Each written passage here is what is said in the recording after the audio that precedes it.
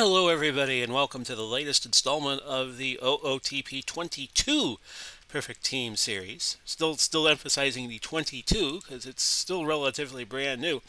My team is the Big Polly's Bombers. It's part 8. It is April 11, 2020, Masters Sunday, and also my dad's 93rd birthday. Rest in peace, Pops. So we'll go ahead and get this started. Here's your ad from OOTP, or as it looks right now. Well, it would help if I changed screens. There we go. So we have 3,783 points in the Perfect Point Bank, 171 Stone League, day 187. And it looked earlier in the week that I was thinking up the joint, so let's see if that continued onward. Of course, with OOTP, I kind of have a different set of priorities, and we won our last game of the regular season, 1-0 in 13 innings over Kiamisha Lake to finish 73 and 89 on the year. See if anything happened new, or for the relative part, no. We'll take a look at how I did. 13th in runs scored, 9 in runs against.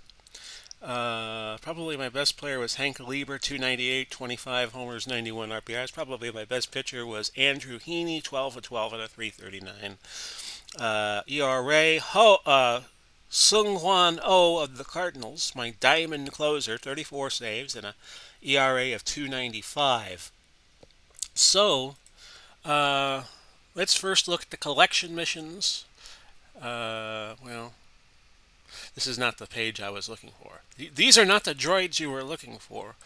Just see where we were on all of that. Move down to the completion percentage percent. We're at 5 at 9. We're the Jake Peavy bronze medals. Build a legend.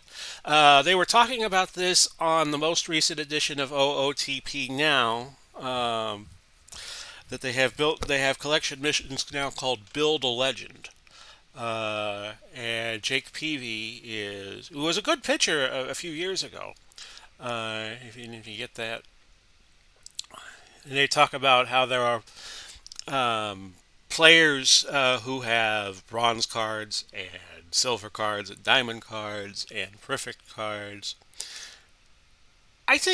Personally, I think OOTP would make it a lot easier if they just had one card per player.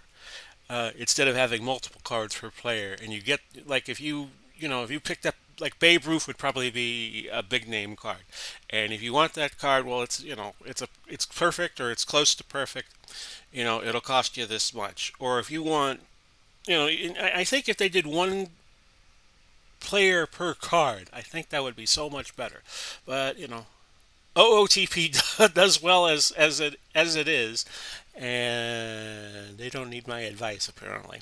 Okay, so with 3,783 perfect points, we could pick up a gold, but we're going to do 3 bronzes just to maximize the number of cards, the quantity of cards you could get. I'm also trying to put this video up. There's a severe thunderstorm watch for the west part of Florida, Tampa area, so I'm trying to, and I can hear a wind going outside, so I'm going to try to get this up before we get hit by the storms. They only put severe thunderstorm watch up when there's high winds. So let's go through our first pack of 6. Haven't had a perfect card since OOTP 20, and well, actually this is not bad. Al Gettle. I love the historical players because they don't go up and down in value. Marco Scudero of the 2010 Red Sox. So let's go through pack number 2 of 3.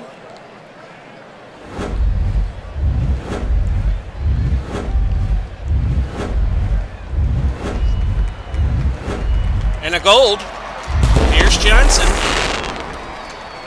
So that was a good pickup. A couple more historicals. Manny Sarmiento of the 76 Reds, one of the great teams of all time. Moberg. There have been books written about Moberg. He was a catcher on the 29, and I can't quite see the logo. I believe that's the Chicago White Sox with the white socked foot standing out. I think that was their logo at one point. A silver. A gold. So that was not a bad haul. That'll help the team out a little bit. So now uh, we go back to the main screen. Somebody pointed out the power of having duplicate cards in the last couple of days. I forget the name of the poster, but thank you so much for that. Pointing out that I should sell my duplicate cards.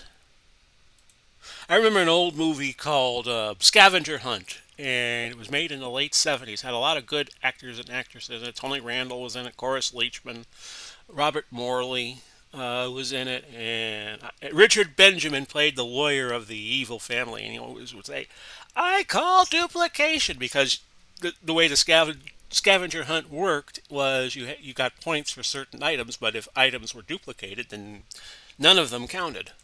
Uh, so we have 89 in reserve.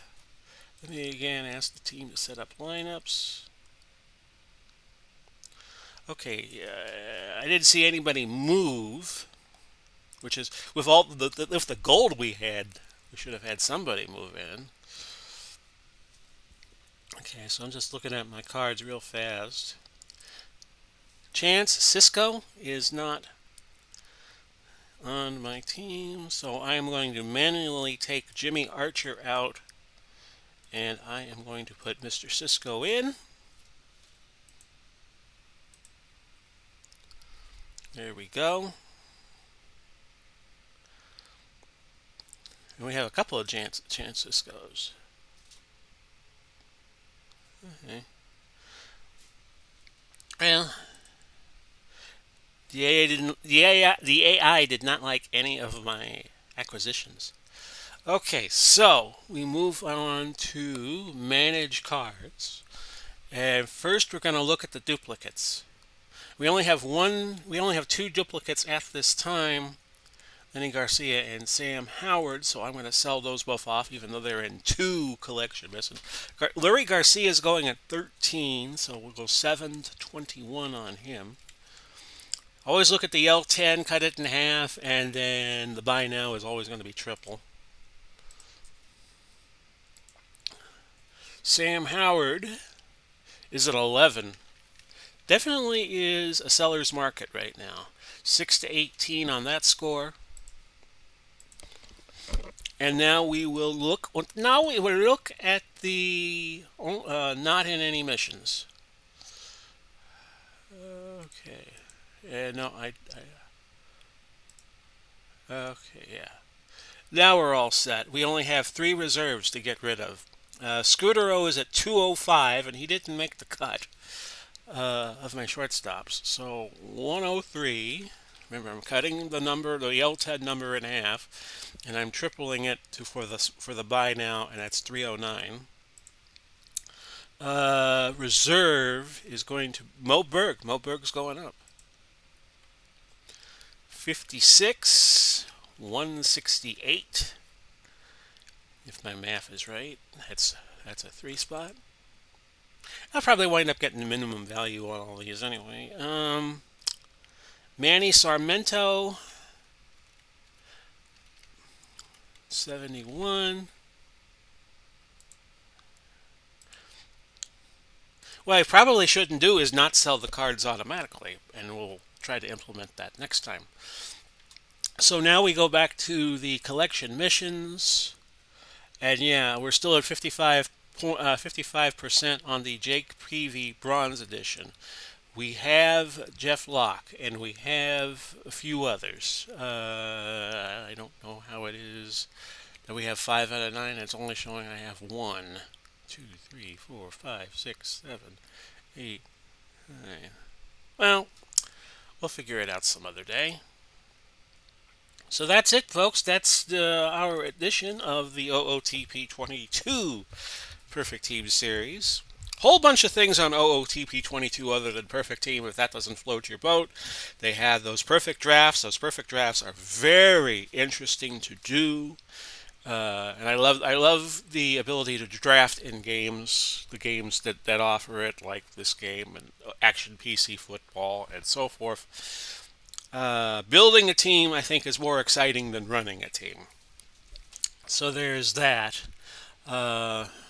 What else? What other? If any game where you could draft, I find it very interesting to do. And so that's going to be it for part number 8, this April 11th of 2021. As I see the sky is getting darker where I live in Pinellas Park, Florida at the moment, so this would be a good time to end it. So thank you all for dropping by. If I can get the words out, that would help. Godspeed and God bless. We'll do it all again soon, and bye bye for now, everybody.